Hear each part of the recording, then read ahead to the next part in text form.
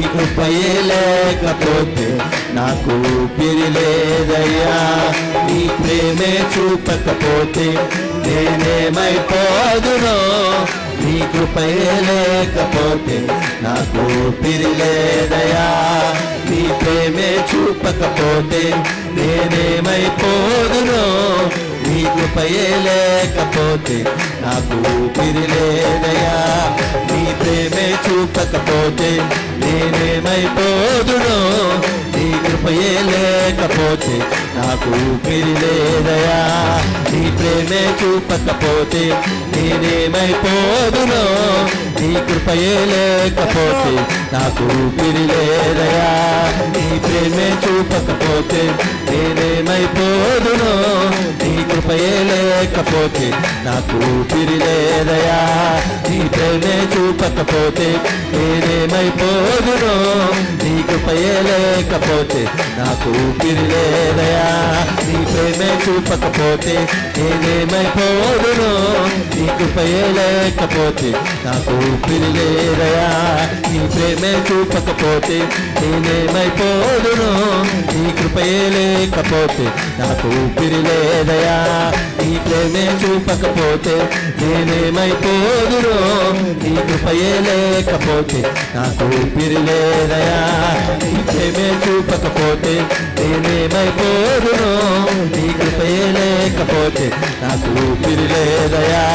నీ ప్రేమే చూపకపోతే నేనేమైపోదునో. నీ కృపయే లేకపోతే నాకు ఊపిరి లేదయ్యా. నీ ప్రేమే చూపకపోతే నేనేమైపోదునో. నీ కృపయే లేకపోతే నాకు ఊపిరి లేదయ్యా. నీ ప్రేమే చూపకపోతే నేనేమైపోదునో. నీ కృపయే లేకపోతే నాకు ఊపిరి లేదయ్యా. నీ ప్రేమే చూపకపోతే నేనేమైపోదునో. నీ కృపయే లేకపోతే నాకు ఊపిరి లేదయ్యా. నీ ప్రేమే చూపకపోతే నేనేమైపోదునో. నీ కృపయే లేకపోతే నాకు ఊపిరి లేదయ్యా. నీ ప్రేమే చూపకపోతే నేనేమైపోదునో. నీ కృపయే లేకపోతే నాకు ఊపిరి లేదయ్యా. నీ ప్రేమే చూపకపోతే నేనేమైపోదునో. నీ కృపయే లేకపోతే నాకు ఊపిరి లేదయ్యా. నీ ప్రేమే చూపకపోతే నేనేమైపోదునో. నీ కృపయే లేకపోతే నాకు ఊపిరి లేదయ్యా. నీ ప్రేమే చూపకపోతే నేనేమైపోదునో. నీ కృపయే లేకపోతే నాకు ఊపిరి లేదయ్యా. నీ ప్రేమే చూపకపోతే నేనేమైపోదునో. నీ కృపయే లేకపోతే నాకు ఊపిరి లేదయ్యా. కరుణగల యేసయ్యా, నా జీవితానికి నీవే చాలునయ్యా. కరుణగల యేసయ్యా, నా జీవితానికి నీవే చాలునయ్యా. జీవము కలిగిన వాడా, నీవు నాకు చాలిన దేవుడు నాయన. నీవు నాకు చాలిన దేవుడు ప్రభా. నీవు నాకు చాలిన దేవుడు నాయన. నా కష్టకాలంలో, నా శ్రమలలో, నా ఇబ్బందులు, నా బలహీనతలో, నా ప్రతి విధమైన అవసరతలో నా పక్షమున నిలిచిన వాడువు నాయన. ఉదయకాలపు సమయంలో తండ్రి నీ పాద సన్నిధిలో చేరి నాయన నిన్ను స్తుతించడానికి, ప్రభా మిమ్మల్ని కనపరచడానికి, రాజా మీ నామమును ధ్వజమెత్తడానికి మీరు ఇచ్చిన కృపను బట్టి మీకు వేలాది స్తుతులు స్తోత్రములు తండ్రి.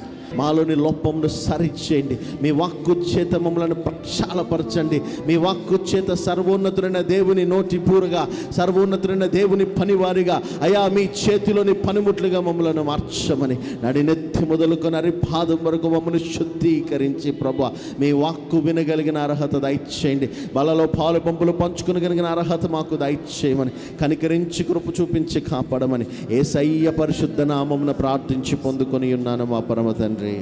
ఆమేన్.